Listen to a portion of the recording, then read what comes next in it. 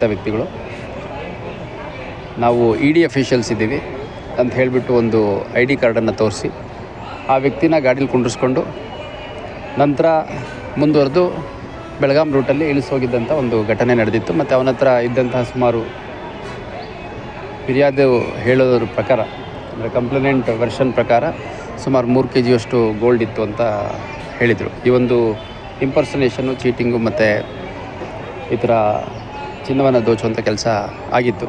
ಅದರ ಹಿನ್ನೆಲೆಯಲ್ಲಿ ನಮ್ಮ ಸಿಟಿ ಪೊಲೀಸಿಂದ 3-4 ತಂಡಗಳನ್ನು ಮಾಡಿ ನಾವು ಫಾಲೋಅಪ್ ಮಾಡಿದಂಥ ಸಂದರ್ಭದಲ್ಲಿ ಮಹಾರಾಷ್ಟ್ರ ಮೂಲದ ಒಂದು ತಂಡ, ಒಂದು ಗ್ಯಾಂಗ್ ಈ ಒಂದು ಕೃತ್ಯವನ್ನು ಮಾಡಿರುವಂಥದ್ದು ತಿಳಿದು ಬಂತು.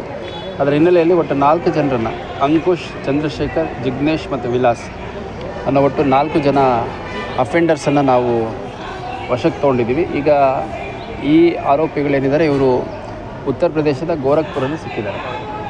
ಯಾಕಂದರೆ ಇವರು ಅಫೆನ್ಸ್ ಆದ ತಕ್ಷಣ ಒಂದು TT ಗಾಡಿಯನ್ನು ಮಾಡಿಕೊಂಡು ತಮ್ಮ ಕೆಲ ಕುಟುಂಬ ಸದಸ್ಯರು, ಹೆಣ್ಮಕ್ಳು, ಮಕ್ಕಳನ್ನೆಲ್ಲ ಕರ್ಕೊಂಡು ಉತ್ತರ ಭಾರತದ ವಿವಿಧ ಟೂರಿಸ್ಟ್ ಪ್ಲೇಸಸ್ಗಳನ್ನ ನೋಡಿಕೊಂಡು ಕಂಟಿನ್ಯೂಸ್ ಮೂವಲ್ಲಿದ್ದರು.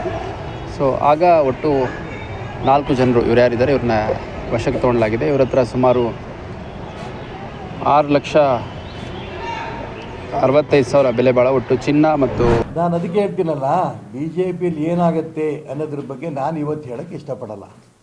BJPನಲ್ಲಿ ಏನೇ ರೆಬಲ್ ಇದ್ದರೂ ಕೂಡ ಇದನ್ನು ಸುಧಾರಿಸಿ ಅದನ್ನು ಸರಿ ಮಾಡೋಂಥ ಶಕ್ತಿ ಕೇಂದ್ರದ ನಾಯಕರಿಗೆ ಇದೆ. ನರೇಂದ್ರ ಮೋದಿಯವರಿಗೆ, ಅಮಿತ್ ಶಾ ಅವರಿಗೆ, ಅವರೆಲ್ಲರೂ ಕೂಡ ದೊಡ್ಡ ಸಂಘಟನೆ. ಯಾವುದೋ ವ್ಯಕ್ತಿ ಮೇಲೆ ಈ ಪಕ್ಷ ಇಲ್ಲ.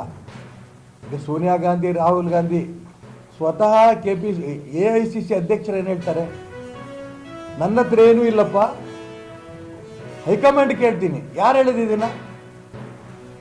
AICC ಅಧ್ಯಕ್ಷರು. ಅಂದರೆ ನಾನು ಹೈಕಮಾಂಡ್ ಅಲ್ಲ ಅಂತ ಭಗವಂತ ಹೇಳ್ದಂಗೆ. ನನ್ನ ಕೈಲಿ ಏನಿಲ್ಲಪ್ಪ, ಭಗವಂತನಿಗೆ ಕೇಳು ಅಂತ ಭಗವಂತನೇ ಹೇಳ್ದಂಗೆ.